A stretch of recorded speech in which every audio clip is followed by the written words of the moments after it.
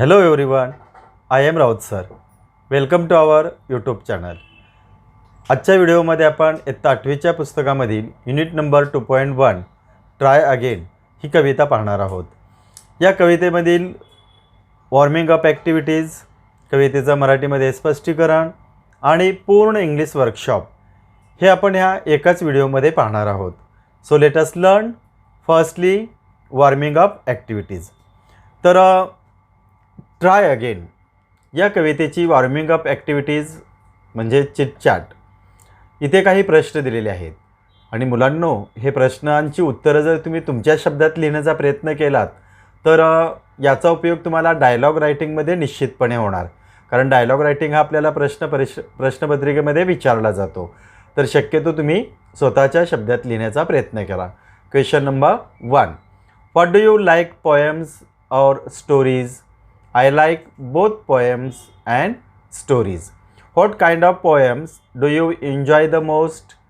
I enjoy lyrical and didactic poems most. आता डिडॅक्टिक म्हणजेच काय, तर ॲडवायझेबल म्हणजे उपदेशात्मक कविता. Do you think poems can inspire us? Yes, sure. I do think that poems inspires us. Do you remember any such inspiring poems? Yes, I remember the inspiring poem, We Shall Overcome. When did you learn or listen to it? I learned it when I was in standard 7.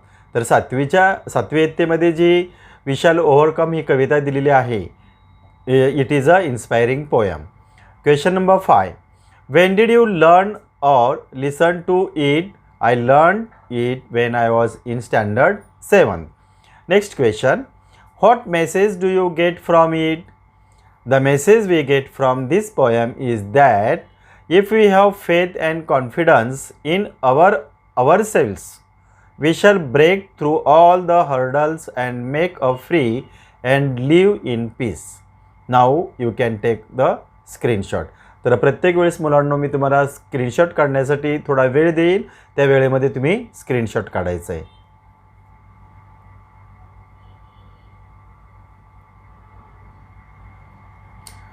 Okay. Then next question, फर्स्टमधील A. Form groups of 6 each. Everyone form. The group should share an experience or a situation where at first he experienced failure, but after continuous efforts achieved success. Decide which experience shared in the group is the remarkable. Fill the flow chart with the steps taken for success. तर आपल्या वर्गामधील साधारणपणे 6 मुलांचा गट करायचा आणि त्या गटामध्ये तुम्हाला प्रथम अपयश आलं तर त्याबद्दल तुम्हाला लिहायचं आहे, अनुभव आलेला, आणि मग नंतर तुम्ही यशस्वी झालात तर साधारणतः जो संस्मरणीय असेल, रिमार्केबल असेल, तर मग तो काय करायचा आहे, आपल्या इतर मित्रांच्या बरोबर शेअर करायचा. तो हे कसा करायचा आहे की फ्लो चार्टमध्ये. फ्लो चार्ट म्हणजेच काय की सुरुवातीला ते एक बॉक्स आहे, त्याच्यानंतर सेकंड, त्याच्यानंतर थर्ड, त्याच्यानंतर फोर्थ, म्हणजे याला आपण काय बोलतो, फ्लो चार्ट. तर मी इथे वाचून दाखवतो, तुम्ही प्रत्येक बॉक्समध्ये 1 2 3 4 या पद्धतीने लिहित चला. पहिला, Shrikant had applied for selection in the camp. Though a good bowler, at first attempt for under 16 boys cricket team of the state. Though a good bowler, at first attempt he was not selected for the camp by the selection committee. Third मध्ये काय येईल बॉक्समध्ये, he did not lose heart and started rigorous practice of bowling every day under his coach. He took vigorous exercise for his fitness. आणि शेवटच्या बॉक्समध्ये काय येईल, he learn every nuance of fast bowling. He work on his swing, reverse swing, knuckle bowling speed as well. Finally his perseverance paid off, and the next year when he presented himself before the selection committee, he was selected with a bang. Soon he will play for under 16 cricket team. Now you can take the screenshot.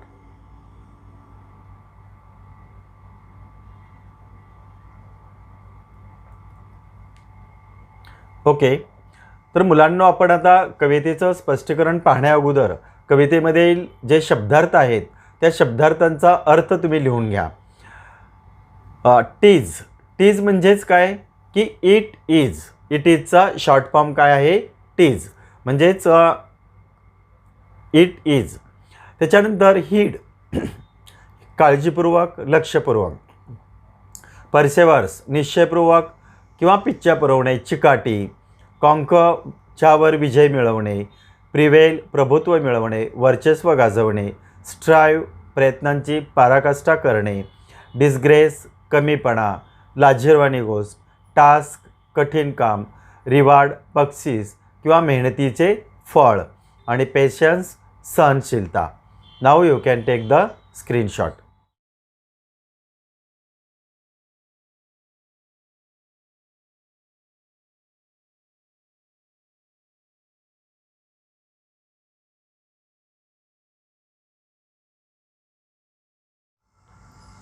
Okay, तर आपण आता कवितेचं मराठीमध्ये स्पष्टीकरण पाहूया की try again, पुन्हा प्रयत्न करा. ही कविता W.E. हिक्सन म्हणजेच ब्रिटिश कवी विल्यम एडवर्ड हिक्सन यांनी लिहिलेली आहे. आता ह्या कवितेमध्ये थोडक्यात काय सांगितलेलं आहे, थीम काय आहे कवितेची, तर या कवितेमध्ये ऑप्टिमिझम, करेज आणि होप यांचं महत्त्व हे या कवितेमध्ये सांगितलेलं आहे की ह्या 3 गोष्टी जर आपल्याजवळ असतील तर यश आपल्याला निश्चितपणे मिळेल, असंच कवीने या कवितेमध्ये सांगण्याचा प्रयत्न केलेला आहे. तर नाव let us start the Marathi explanation. It is a lesson you should heed, try again. It is a lesson you should heed, try again. म्हणजे हा एक आपला पाठ आहे, धडा आहे, लेसन आहे. म्हणजेच फेल्युअर होणं, अपयश येणं हा मिळालेला आपल्याला एक काय आहे लेसन, तर तो तुम्ही काळजीपूर्वक अभ्यासायचा आहे. If at first you don't succeed, try again. मुलांनो, प्रथम तुम्हाला यश नाही मिळालं तर तुम्ही तो प्रयत्न करण्याचं सोडून न देता पुन्हा प्रयत्न करायचा आहे. Then your courage should appear for if you will perseveres. म्हणजेच की then your courage should appear, म्हणजे तुम्हाला जरी वाटत असेल की आता मला यश निश्चितपणे मिळणार, परंतु तिथे तुम्ही तुमचं धैर्य दाखवलं पाहिजे, धैर्याने सामोरे गेलं पाहिजे. जरी अडीअडचणी आल्या तरी तिथे तुम्ही प्रयत्न केला पाहिजे. You will conquer, never fear, try again. तुम्ही निश्चितपणे जिंकाल, घाबरायचं नाही आहे. पुन्हा प्रयत्न करा, पुन्हा तुम्हाला निश्चितपणे यश मिळेल. Once or twice though you should fail, try again. Once or twice you should fail, though you should fail, try again. एकदा तुम्ही अपयशी ठरलात, दुसऱ्या वेळेसही तुम्हाला अपयश आलं तरीही तुम्ही प्रयत्न करायचं सोडायचं नाही आहे, पुन्हा प्रयत्न करायचा. If you would at last prevail, try again. की जरी समजा तुम्ही फेल झालात तरी you would at last prevail. Prevail म्हणजेच काय की वर्चस्व गाजवणे, प्रभुत्व मिळवणे. की जरी समजा एखाद्या गोष्टीमध्ये तुमचं वर्चस्व असेल तरीसुद्धा त्या यशाने भुरळून न जाता पुन्हा तुम्हाला प्रयत्न करायचा आहे, हे विसरायचं नाही आहे. If we strive it's no disgrace. आता स्ट्राईव्ह म्हणजेच काय की जर समजा प्रयत्नाची तुम्ही पराकाष्ठा करत असाल आणि प्रयत्नाची पराकाष्ठा करत असताना देखील तुम्हाला अपयश आलं तर त्या अपयशने कमीपणा किंवा लाजिरवाणे आहे असं समजायचं नाही, कमीपणा घ्यायचा नाही आहे. तर though we do not win the race, what should we do in that case, try again. जरी समजा यामध्ये आपल्याला यश नाही मिळालं तर आपल्याला कमीपणा न घेता पुन्हा काय करायचं आहे, प्रयत्न करायचा आहे. If you find your task is hard, try again. कवी पुन्हा सांगतायत, जर तुम्हाला वाटत असेल तुमचं ध्येय खूप कठीण आहे, तुमचं काम खूप कठीण आहे, खूप अडीअडचणी आहेत, तरीसुद्धा कवी सांगत आहेत की तुम्ही पुन्हा प्रयत्न करायचं आहे. Time will bring you your reward, try again. मुलांनो, वेळ ही तुम्हाला तुमच्या यशापर्यंत एक ना एक दिवस निश्चितपणे नेऊन पोहोचवेल. त्यासाठी तुम्हाला पुन्हा प्रयत्न करायचा आहे आणि तुम्ही जी मेहनत घेणार आहात त्या मेहनतीचं फळ रिवॉर्ड तुम्हाला मिळाल्याशिवाय राहणार नाही. परंतु त्यासाठी कवी सांगतात की ट्राय अगेन, पुन्हा प्रयत्न करा. All that other folk can do, why with patience may not you. All that other folk can do, why with patience may not you. जरी समजा इतर लोकांचा समूह असेल, घोळका असेल, ते प्रयत्न करत असतील, मग फाय तुम्ही का नाही प्रयत्न करायचा, तुम्ही का नाही सहनशीलता ठेवायची. तर मे नॉट यू, तर तुम्ही सहनशीलता ठेवली पाहिजे, पेशन्स ठेवले पाहिजेत आणि पुन्हा पुन्हा प्रयत्न केला पाहिजे. आणि शेवटच्या ओळीमध्ये कवी सांगतात की only keep this rule in view, try again. मुलांनो, जोपर्यंत तुम्ही तुमच्या ध्येयापर्यंत पोहोचत नाही आहे, जोपर्यंत तुम्हाला यश मिळत नाही आहे, तोपर्यंत काय करायचं आहे की हा जो नियम आहे हा नियम फॉलो करायचा, लक्षात ठेवायचा. कोणता नियम आहे? Try again. यावरती आपण असं सुद्धा म्हणू शकतो की try again and again and again Wien ever you will not get success. Okay, तर अशा पद्धतीने विल्यम एडवर्ड हिक्सन यांनी लिहिलेले कवितेचं स्पष्टीकरण आपण पाहिलेलं आहे. तर आपण आता इंग्लिश वर्कशॉप पाहूया. तर त्या अगोदर तुम्ही स्क्रीनशॉट काढा.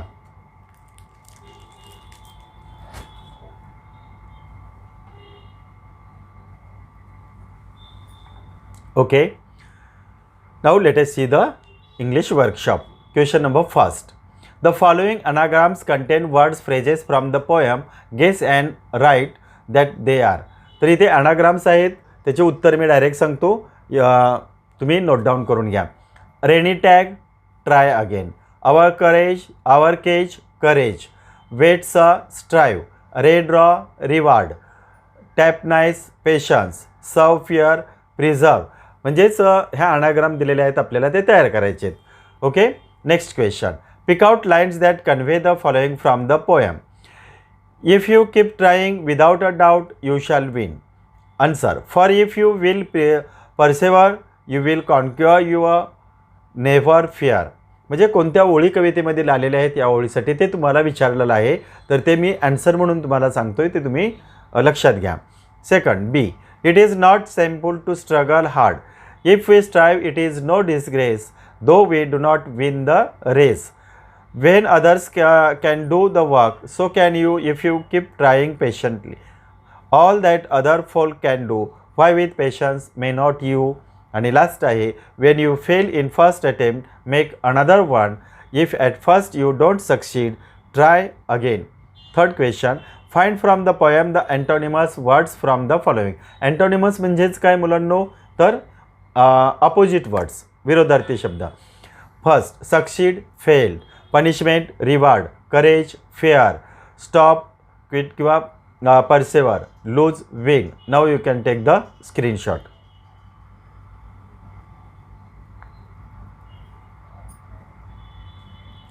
Okay, then now next question number 4. Answer in your own words. तुम्ही तुमच्या शब्दात उत्तर द्यायचे. Question number first. What lesson should be kept always in mind. If at first you don't succeed you should try again to get success. This lesson should be always kept in mind. What should someone who loses a race do. If someone loses a race he she should not feel ashamed of his her failure. He should try again and again and win the race someday. Next, what quality is important when you are struggling for success? The important quality required when we are struggling for success is patience, सहनशीलता. When can success have a greater value? When you get it easily or with difficulty? Answer. When you get it with difficulty. Now you can take the screenshot. Okay, next question number 5. Read the poem and fill in the web choosing points from it. तर आता मुलांनो, ते web म्हणजेच काय की round करायचा, मध्ये मुख्य पॉईंट लिहायचा आणि त्याच्या बाजूला छोटे छोटे राऊंड किंवा चौकोन काढून त्याच्यामध्ये ते पॉईंट्स लिहायचे, त्याला वेब म्हटलं जातं. इथे मी 1 by 1 लिहिलेले आहेत, तुम्ही त्या राऊंडमध्ये लिहू शकता. तर काय आहे की व्हॉट लीड्स टू सक्सेस. सक्सेसकडे आपल्याला कोणत्या गोष्टी घेऊन जातात तर trying again, striving, courage, patience आणि perseverance. Question number 6. Most lines from the poem can serve as a truth of or a proverb. Pick out 3 or 4 such lines. Answer म्हणजेच साधारणतः कविता पहा. कवितेमधील काय सांगितले, most lines from the poem can serve as a truth or a proverb, म्हणजे काही कविता आहेत किंवा सत्य गोष्टी आहेत त्या तुम्हाला विचारल्यात. तर 4 आहेत पहा. फर्स्ट आहे, if at first you don't succeed try again. If you persevere with courage you will conquer. Though after striving you do not win it is no disgrace. आणि time will bring you reward, so be patient. Now you can take the screenshot.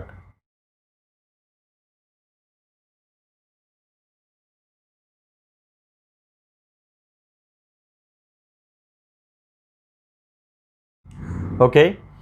आणि आता याच्यामध्येच तुम्हाला काय सांगितलेलं आहे की एक project सांगितलेला आहे की हे जे 4 आपण सेंटेन्सेस लिहिलेले आहेत, वाक्य, तर हे वाक्य 4 एका पोस्टरवरती छानपैकी लिहायचं आणि ते वर्गात आपल्या शिक्षकांच्या परमिशनने लावायचे. त्याच्यानंतर आता इथे एक अप्रिशिएशन ऑफ द पोएम हा एक प्रश्न असतो. तर अप्रिशिएशन कसं करायचं पहा. पहिलं टायटल लिहायचं की टायटल काय आहे, ट्राय अगेन. नंतर ऑथर्स नेम लिहायचं. ऑथर्स नेम काय आहे, W.E. हिक्सन. मग रायमिंग वर्ड्स लिहायचे. रायमिंग वर्ड्स याच्यामध्ये काय आहेत तर heed, succeed, appear, fear, prevail, fail, disgrace, race आणि रिवॉर्ड, हार्ड. त्याच्यानंतर डू, यू आणि वी. आता त्याच्यानंतर the advice in the poem is try again and again till you succeed finally. I like the poem's lines. आता कोणत्या कवितेच्या ओळ्या तुम्हाला आवडल्या त्या तुम्ही लिहायच्यात. मी इथे एक लिहून दाखवली, time will bring you your reward, try again. आणि मुलांनो ही कविता रिसाईट करायची, म्हणजेच काय करायची, सर्वांनी बोलायची, त्याच्यानंतर बाय हार्ट करायची, पाठ देखील करायची आहे. Now you can take the screenshot.